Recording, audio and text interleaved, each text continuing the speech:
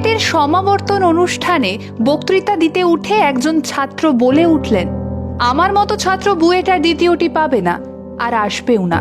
আমি শেষ। আমি আজ বেরিয়ে যাচ্ছি। আর কোনোদিন এই বুয়েটে আমার মতো কোনো ছাত্র ভর্তি হতে পারবে না। আজ আমি গর্বিত যে এত বড় এক শিক্ষা প্রতিষ্ঠানের আমি ছাত্র ছিলাম।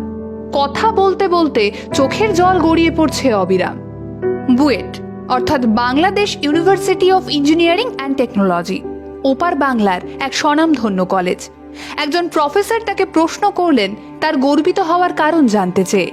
জবাবে ছেলেটি বলল, কমলাপুর রেলওয়ে স্টেশনের কাছে একচালা এক বস্তির ঘরে আমার জন্ম। হ্যাঁ, আমি বস্তিরই ছেলে। বাবা যখন মারা যায় আমি তখন অনেক ছোট। আমাকে বড় করতে, মানুষ করতে আমার মা দিনের বেলায় ভিক্ষা করত, আর রাতে এক বাসায় ঠিকে ঝিয়ের কাজ। আমি ওই বস্তিরই এক স্কুলে পড়তাম। ছোটবেলা থেকেই লেখাপড়ায় বেশ ভালোই ছিলাম। মার একার রোজগারে সংসার চলতো না, তাই স্কুলের ফাঁকে ফাঁকে আমি কমলাপুর স্টেশনে বাদাম বিক্রি করতাম। স্টেশনে যখন বাদাম নিয়ে ঘুরে বেড়াতাম, কোথাও কোনো পড়ে থাকা ইংরেজি পত্রিকার টুকরো টুকরো কাগজ কুড়িয়ে এসে পড়ার চেষ্টা করতাম। আমি যেবার ক্লাস 3-তে উত্তীর্ণ হই, ওই বস্তির স্কুলের মধ্যে সর্বোচ্চ নম্বর পেয়েছিলাম। আমার পড়ালেখার প্রতি আগ্রহ দেখেই এক ভদ্রলোক আমার দিকে সাহায্যের হাত বাড়িয়ে দিয়েছিলেন। আর সেই ভদ্রলোকটির জন্যেই আজ আমি এতদূর পর্যন্ত আসতে পেরেছি। এর জন্যে আমি ঈশ্বরকে ধন্যবাদ দেই। আজ আর আমার মা বেঁচে নেই, থাকলে দৌড়ে গিয়ে জোর গলায় বলতাম, মা, তোমার ওই বস্তির ছেলে, বাদাম বিক্রি করা ছেলেটি আজ ইঞ্জিনিয়ার, বুয়েট থেকে পাশ করা ইঞ্জিনিয়ার।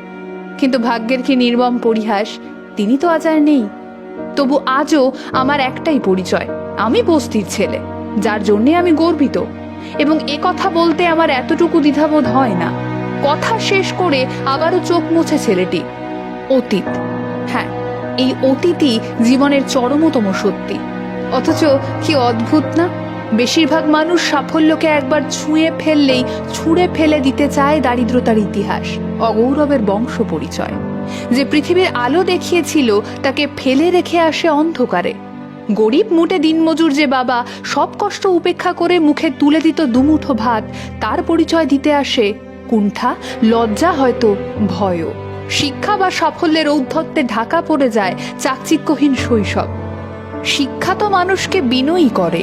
যে শিক্ষায় শিক্ষিত হয়েছে কমলাপুর রেল স্টেশনের বস্তির ছেলেটা, যে শিক্ষায় তাদের সন্তানকে শিক্ষিত করে তুলতে চায় প্রতিটি বাবা মা, অন্তত তেমনটাই তো হওয়ার কথা, তাই না?